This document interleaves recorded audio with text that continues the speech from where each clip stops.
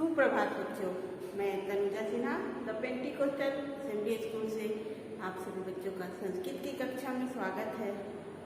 हम सभी अष्टम पाठ यानी अव्यय पदानी इसे पढ़ रहे थे। अव्यय पदानी अर्थात अव्यय पद, अव्यया। अव्यय पद किसे कहते हैं, उसकी परिभाषा हमने क्या सीखा था। न व्ययम अर्थात अव्ययम, मतलब कि जिसको खर्चा ना जा सके, जिसका परिवर्तित रूप कहीं नहीं मिलता है, जिसे कोई बदल नहीं सकता है, वे पद अव्यय पद कहलाते हैं। जिस प्रकार से कुछ संत पुरुष होते हैं जिनको परिवर्तित करना संभव नहीं है, जो अपने आप को कभी भी परिवर्तित नहीं करते हैं, कभी भी बदलते नहीं, अपने स्वभाव को हमेशा एक समान रखते हैं, वे संत कहलाते हैं। उसी प्रकार से कुछ शब्द ऐसे हैं जिसे कभी भी बदला नहीं जाता है, कभी भी वे परिवर्तित नहीं होते हैं, उन्हें हम अव्यय पद कहते हैं। अव्यय पद में हमने बहुत सारे शब्दों को पहले पढ़ा है। अब हम देखते हैं कि अव्यय पद में कौन कौन सा शब्द आ सकता है।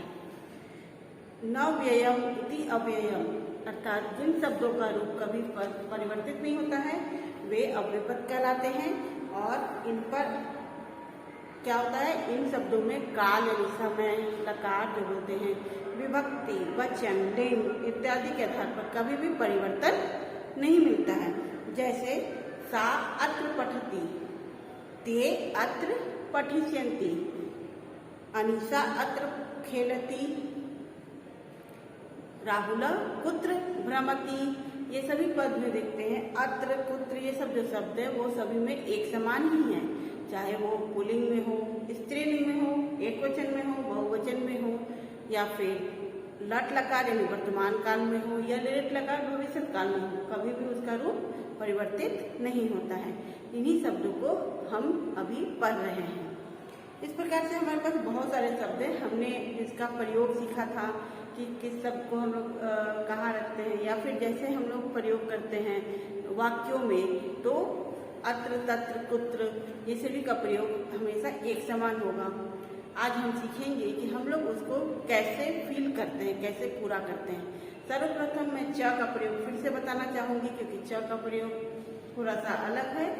च का अर्थ है और, च का अर्थ क्या है बच्चों, च का अर्थ है और च का प्रयोग हमेशा शब्दों के बाद में लगता है। शब्दों के बाद में लगने का अर्थ है कि यदि जिन शब्दों के पहले और का प्रयोग होता है, हिंदी में जहाँ भी हम जिस शब्द के पहले और लगाते हैं, संस्कृत में च उस शब्द के बाद प्रयोग होता है, चाहे वो किसी भी वचन में हो। क्योंकि और का प्रयोग हम लोग एक वचन में तो कर नहीं सकते हैं, एक वचन के अलावा यदि द्विवचन है, दो शब्दों के बीच और लगा हुआ है, तो च का प्रयोग उसके बाद होगा। यदि बहुवचन का शब्द है तो जिस शब्द के पहले और रहेगा, च का प्रयोग उस शब्द के बाद लगेगा। जैसे दिया हुआ है अनीसा, गरिमा, वनिता च, यानी अनित, अनीसा, गरिमा और वनिता। हिंदी में हमारा और का प्रयोग कहाँ पर है, अनीसा, वनिता और गरिमा, यानी गरिमा के जस्ट पहले, गरिमा के पहले है। और लेकिन जब संस्कृत का प्रयोग होगा तो हमारा होगा अनीसा, अनीसा, वनिता, गरिमा, च। तो इस प्रकार से हम लोग उसका प्रयोग करेंगे। माता और पिता हम लोग कैसे बनाते हैं, माता और पिता, जब संस्कृत में लिखेंगे तो हो जाएगा माता पिता च। इस प्रकार से च का प्रयोग हमेशा शब्दों के बाद रखेंगे। आज हम लोग पहले इसका प्रश्न उत्तर को पूरा करते हैं। पृष्ठ संख्या 75, पृष्ठ संख्या 75 आप सभी अपने अपने बुक में निकालिए। उसका फर्स्ट क्वेश्चन है जो क्रियाकलाप का, ये हम लोगों ने पिछले दिन भी किया था, लेकिन मैं फिर से इसको पुनरावृत्ति करा रही हूँ। आप लोग अपने अपने पुस्तक में ही पेंसिल से इसको पूरा लिखेंगे। फर्स्ट प्रश्न है शुद्धम विकल्पम चित्वा रिक्त स्थानानि पूर्यत, यानी शुद्ध विकल्प को चुनकर, विकल्प को चुनकर क्या करना है, खाली स्थानों को पूरा करें, भरे। फर्स्ट प्रश्न है उसमें जो शब्द लिंग, विभक्ति या वचन के कारण बदलते नहीं हैं उन्हें हम कहते हैं, उन्हें हम क्या कहते हैं बच्चों, जो शब्द लिंग, विभक्ति और वचन के आधार पर कभी भी परिवर्तित नहीं होते हैं वे शब्द हमारे अव्यय पद कहलाते हैं। वे शब्द क्या कहलाते हैं, अव्यय शब्द। च अव्यय का प्रयोग संस्कृत में दो शब्दों के बाद लगता है, पहले लगता है या बीच में लगता है। हम लोग च का प्रयोग हम लोगों ने कहाँ सीखा है? च का प्रयोग हमेशा शब्दों के बाद में लगता है। इन सभी शब्दों में अव्यय शब्द कौन है? बालका, बालक हमारा बदलता हुआ रूप है।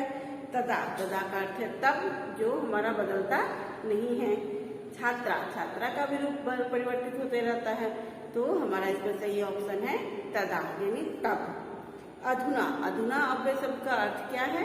अधुना का अर्थ है अब।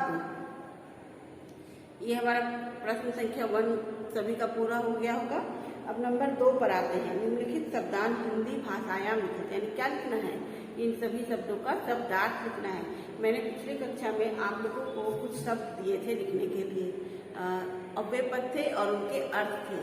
तुम सभी ने इसे लिख कर याद कर लिया होगा, क्योंकि शब्दों का अर्थ याद रखेंगे तभी हमारा वाक्यों में उसका प्रयोग हम कर सकते हैं। इसका प्रश्न है, पहला है सेकंड नंबर शब्दार्थ लिखना है। हमारा नंबर 1 पे दिया हुआ है कदा। कदा का अर्थ हमने क्या पढ़ा था? कदा का अर्थ है कब। आम, आम का अर्थ क्या है बच्चों? आम का अर्थ है हाँ। आम का विलोम शब्द क्या हो गया? आम यानी हाँ। आम का विलोम शब्द हो गया नहीं यानी न। एव, एव का अर्थ है ही। एव और एवं दोनों अलग अलग शब्द है। एव का अर्थ है ही, हाँ में बड़ी की मात्रा ही।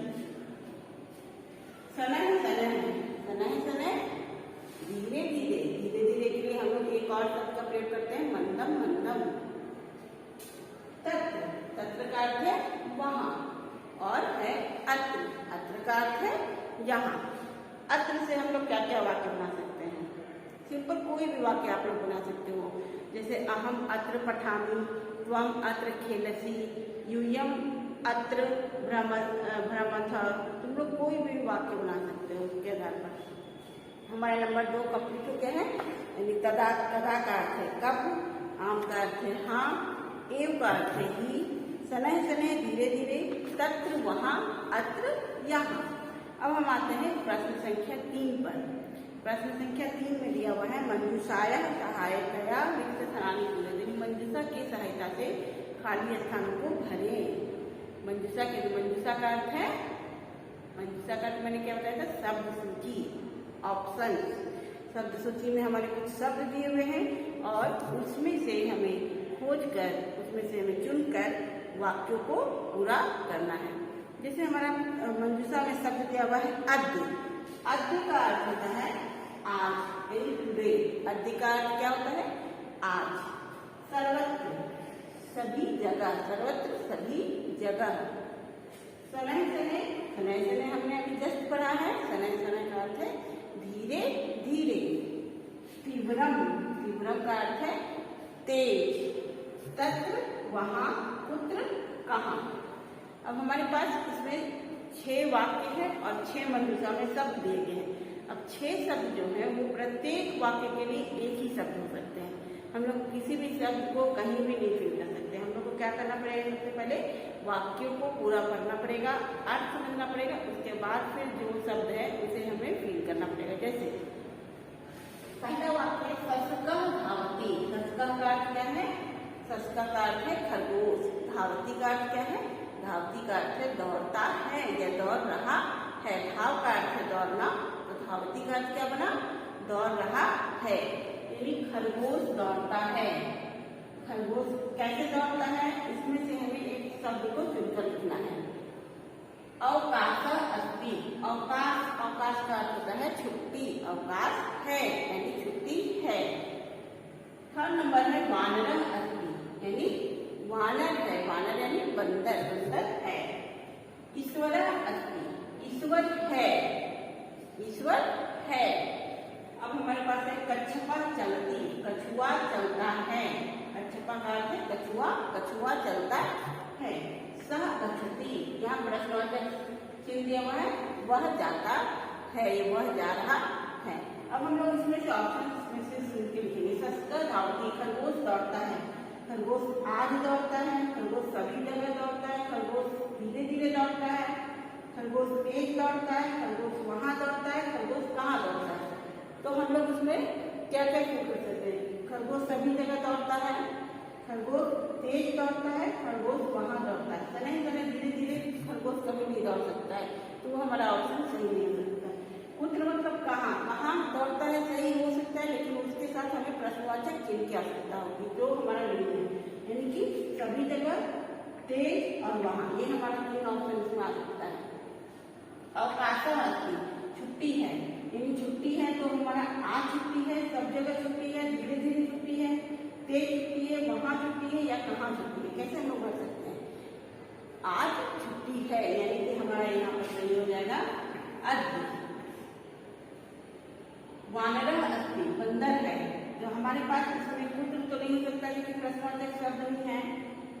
आज बंदर ये भी नहीं सकता, सभी जगह बंदर है ये भी नहीं सकता क्योंकि सभी जगह एक बंदर नहीं हो सकता है।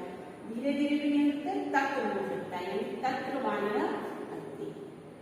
ईश्वरः अस्ति, ईश्वर है, ईश्वर कहाँ है, ईश्वर सभी जगह है यानी सर्वत्र। ईश्वरः सर्वत्र अस्ति, ये हमारा हो गया, ये हमारा हो गया तत्व हो गया।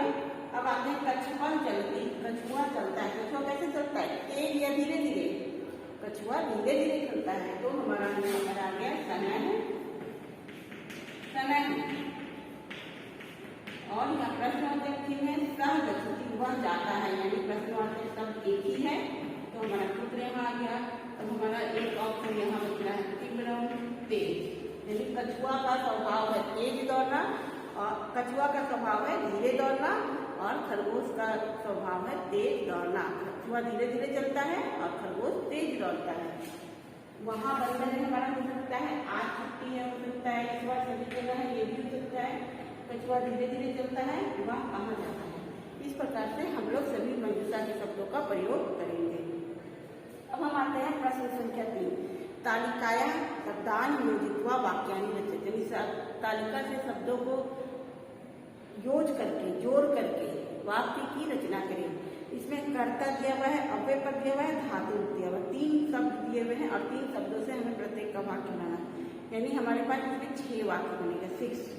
पहला हमारा है बालका, कर्ता बालका है, एक अव्यय चुनना है और एक क्रिया भी एक ही दिया हुआ है, एक कर्ता और एक क्रिया, बीच में एक अव्यय जोड़ते जाना।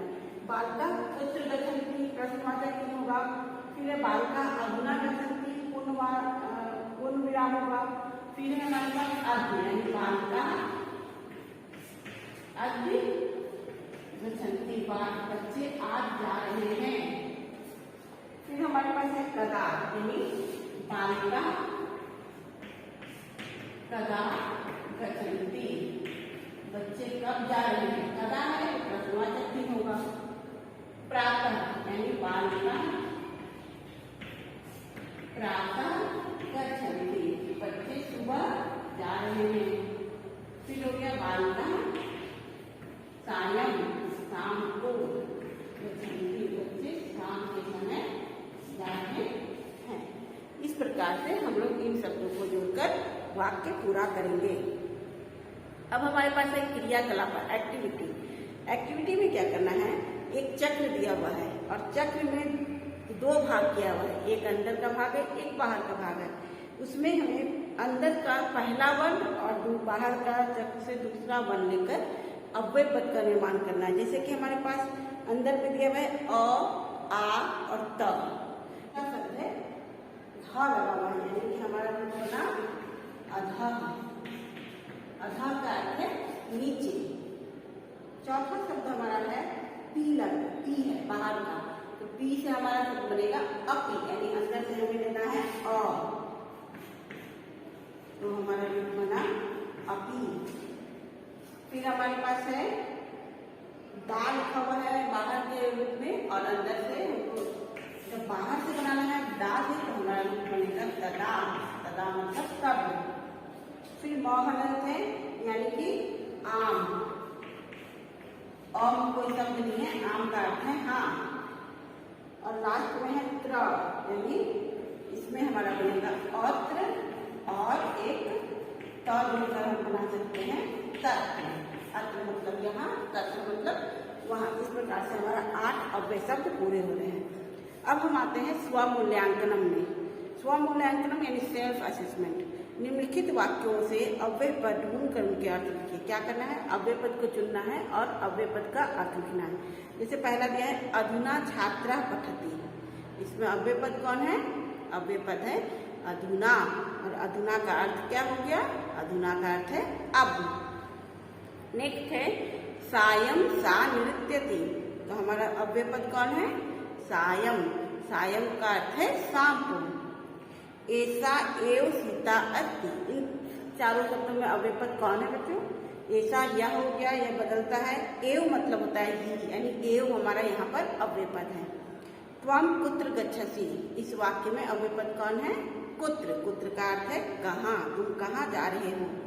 सदा सत्यम वद, सदा हमेशा सत्य बोलो, यानी सदा हमारा हो गया अव्यय पद। इस प्रकार से हम लोग इसको पूरा करेंगे और अव्यय पद को याद करने के बाद फिर हम लोग खुद से स्वयं से उसको वाक्यों में प्रयोग करेंगे। धन्यवाद।